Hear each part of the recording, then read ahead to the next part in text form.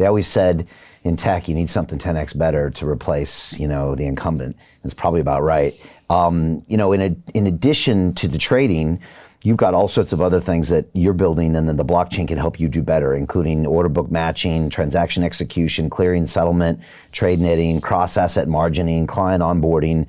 And again, I remember when I was trading on Wall Street, I would call down to the Merc and place all my orders. And at the end of the day, I had to check all those trades. I had to go to my back office and they had to clear it.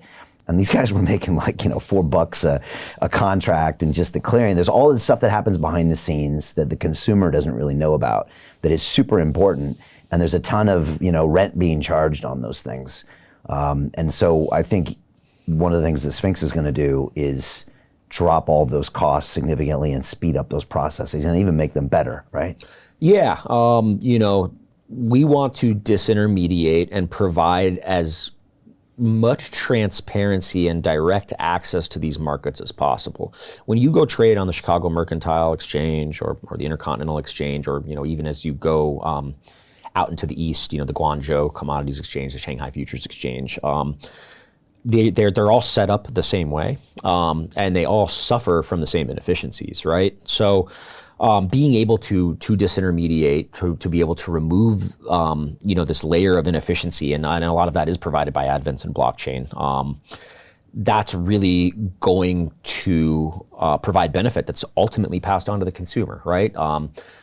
The reality is, right, even for oil right now on the CME, if you're a non-member on the CME and you have to be a member to trade directly, the cost is $1.50 a contract, and they're trading 6 million of these contracts per day, and that's just for one grade of oil.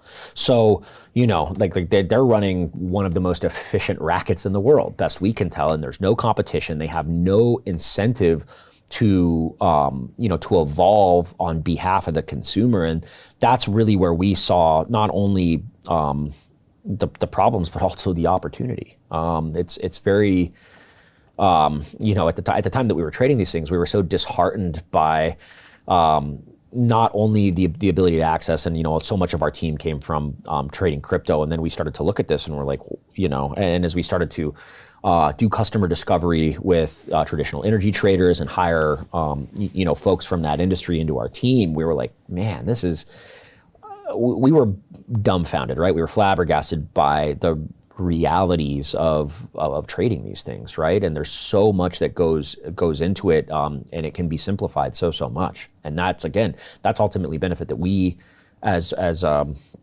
company that wants to operate responsibly, we want to pass that benefit on to the consumer, right? Like that saving should be with the consumer so they can redeploy capital more efficiently. And so ultimately, the markets can become more liquid, more fluid.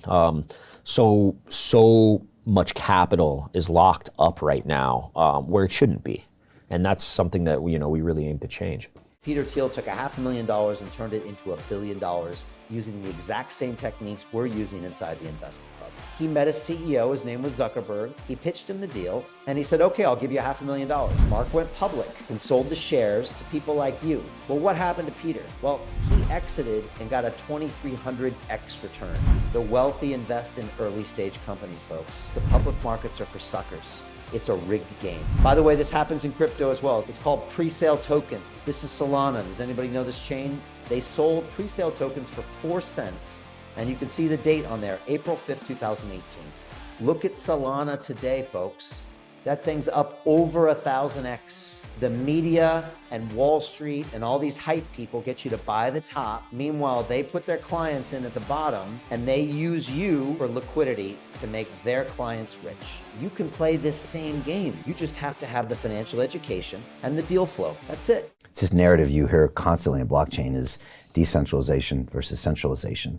And we complain about the banks who kind of have captive customers. We complain about big tech who have these captive customers. And it's interesting because blockchain I never thought about it going after the centralized exchanges. We think about these other places for information, but that's ultimately what that is. And then you go back to that innovator's dilemma. I mean, why would they innovate when their entire business model is based on that? And they always say, what's the other thing? It's very difficult to convince a man that what he's doing is wrong if that's where he gets his paycheck, you know? And so you got these things working together, and I know these institutions, they're literally institutions, you know, they are the place to go. It's the only shop in town, and it's been around for 100 years, and it's gotten really big the last 20, 30, 40 years. And it's hard to go up against that. Do you find this whole David Goliath thing, if somebody from the CME is watching us, are they going to think I want to get not have Greg be successful?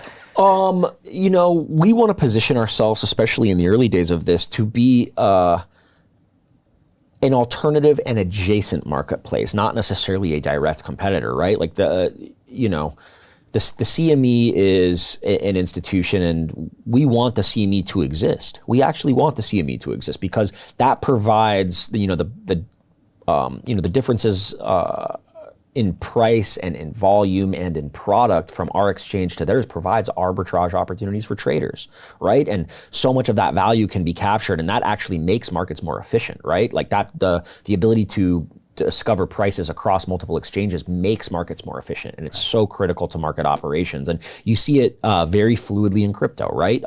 If you have Bitcoin on exchange A trading at 90,000 and Bitcoin on exchange B trading at 85,000, like those markets equalize, right? And market participants that have access to both markets can actually earn very serious yield by trading across those exchanges, right? So it's good. It's very good for the traders that we have multiple marketplaces. And again, by offering a venue that is accessible 24 hours a day, 7 days a week, that allows traders that traditionally trade on the CME to come offload risk, basis risk, asymmetric risk, whatever their risk is in that moment, or, through their eyes.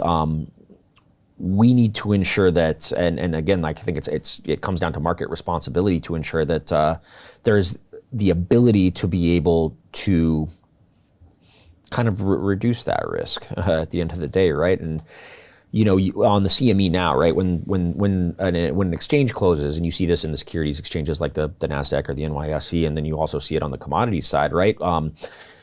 The exchange closes.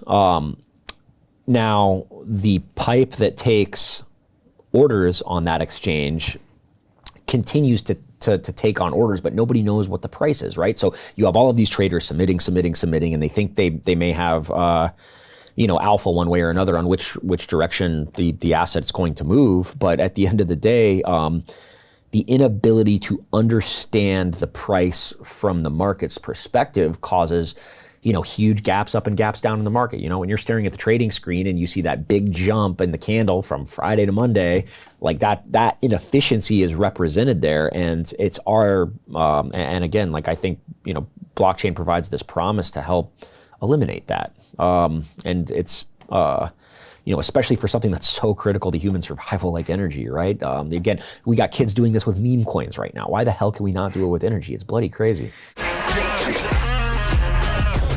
Hey, I know investing in crypto is scary. It takes a real leap of faith because there are so many scams, rug pulls, and bad actors out there. It's a dangerous business, which is why 95% of people lose all their money. Well, that's why I created the London Real Investment Club, so you can access the hottest deals on the planet and use the crypto bull market to create the generational wealth that you deserve. Join my team of over 100 people from around the world that are making millions of dollars behind the scenes investing in blockchain, AI, Web3 games, DeFi, Bitcoin, and more. Don't miss out. Click the link below to book a call with one of my team now. But hurry, this bull market will end soon. I know investing in crypto can be scary. That's why you gotta join the investment club. Pull the trigger. Let's do this.